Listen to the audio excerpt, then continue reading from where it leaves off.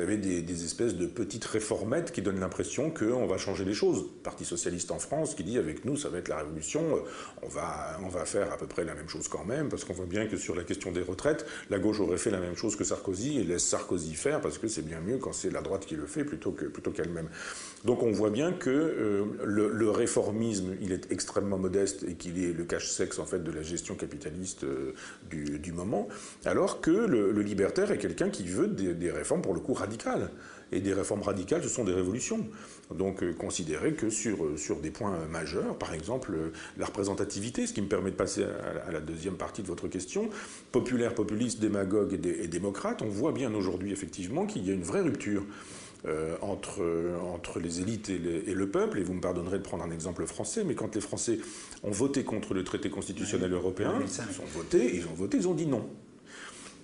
Mais le traité de Lisbonne est en vigueur. Voilà. Qu'a fait le chef de l'État? Il a dit qu'il aurait fallu voter oui. Vous n'avez pas voté oui, eh bien nous allons rassembler le Sénat et l'Assemblée nationale.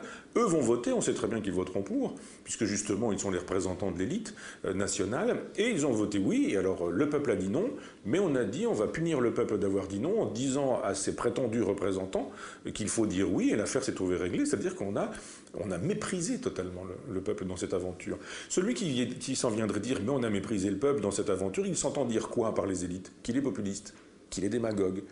Et moi je pense qu'il est très honorable d'être le tribun de la plèbe. Moi le tribun de la plèbe, il a plutôt ma sympathie. Et je trouve que la plèbe, elle n'est pas détestable. Simplement aujourd'hui, le peuple, il n'existe pas. On fait l'économie du peuple. Pourquoi est-ce qu'aux avant-dernières présidentielles, Le Pen est présent au deuxième tour? Le Parti communiste fait 2% au premier tour. Le Pen se retrouve sans un seul député à l'Assemblée nationale, 0 député alors qu'il fait 30% au deuxième tour, et que le Parti communiste qui fait 2% a 20 députés. Oui. Qu'est-ce qui se passe? On se dit, mais... Alors, il ne s'agit pas de défendre Le Pen, mais... En Belgique, ce ne serait pas possible, parce qu'il y a un système proportionnel. Voilà. La proportionnelle méprise moins le peuple qu'une espèce de bipartisme qui fait qu'au bout du compte, le bipartisme, ça va être une droite libérale ou une gauche libérale. Et que quiconque n'est pas libéral n'a pas la possibilité aujourd'hui d'accès au levier de commande. Ce qui fait effectivement qu'il y a une espèce d'énervement du peuple qui dit mais on nous demande ce qu'on veut et on dit ce qu'on veut, puis on dit après on va rien faire de ce que vous voulez, on va demander aux élites de corriger votre vote. Et il y a un énervement qui se trahit d'une part par l'abstentionnisme, du genre on ne croit plus à ça, quoi, ou après par l'investissement dans le protestataire. Et effectivement, quand on a un protestataire comme Marine Le Pen qui, elle, subvertit totalement le discours de son père et qui se met à défendre l'État, les fonctionnaires, la laïcité, qui défend les retraites, qui défend l'école. Et alors là, on se dit, mais c'est un discours que la gauche aurait dû défendre et ne défend plus depuis très longtemps. La nation.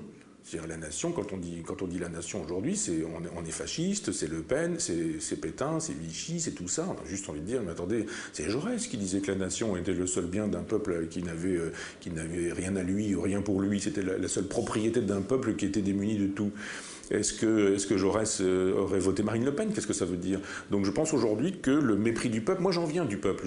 Mon père était ouvrier agricole, ma mère femme de ménage. Mon frère travaille à l'entretien du matériel dans une carrière. Sa femme est cantinière. Donc je le connais, le peuple.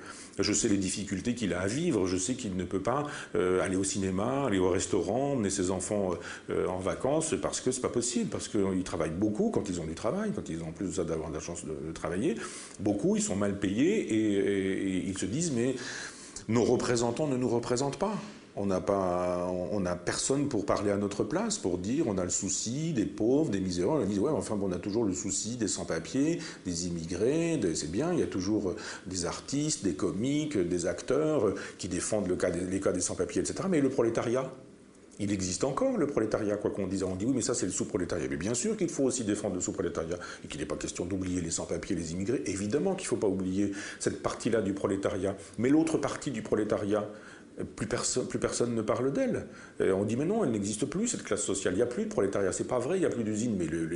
Mais c'est pas parce qu'il n'y a plus d'usines qu'il n'y a plus de prolétariat. Tous ces jeunes qui sont surdiplômés, qui s'en vont faire des stages dans des endroits où on ne les paie pas, où éventuellement ils sont obligés de payer pour faire des stages, ils font partie du prolétariat. On n'en parle jamais de cela.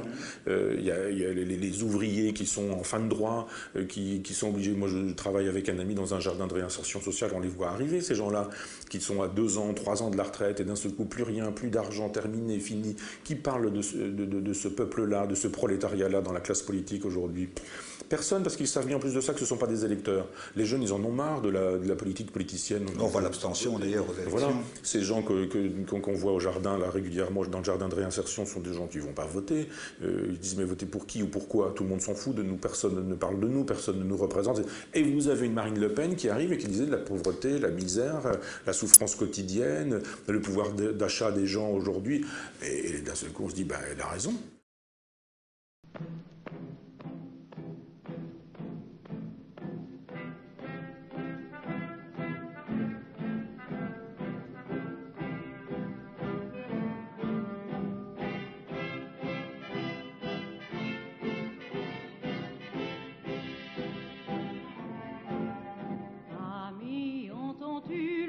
Noir des corbeaux sur nos plaines. Amis, entends-tu le chant lourd du pays qu'on enchaîne? Oh, et partisans, ouvriers et paysans, à vos armes. Ce soir, l'ennemi connaîtra le prix du sang et des larmes.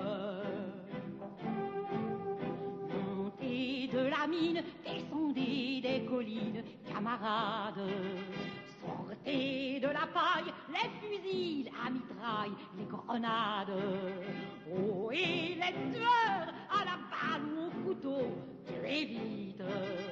Oh, et saboteurs, attention à ton fardeau, dynamite. C'est nous qui brisons les barreaux des prisons pour nos frères. La haine à nos trousses et la faim qui nous pousse la misère. Il y a des pays où les gens crus du lit font des rêves. Ici, nous vois-tu, nous on marche et nous on tue, nous on crève. Ici, chacun sait ce qu'il veut, ce qu'il fait quand il passe. Ami, si tu tombes, un ami sort de l'ombre à ta place. Demain du sang noir séchera au grand soleil sur les routes. Sifflez, compagnons, dans la nuit la liberté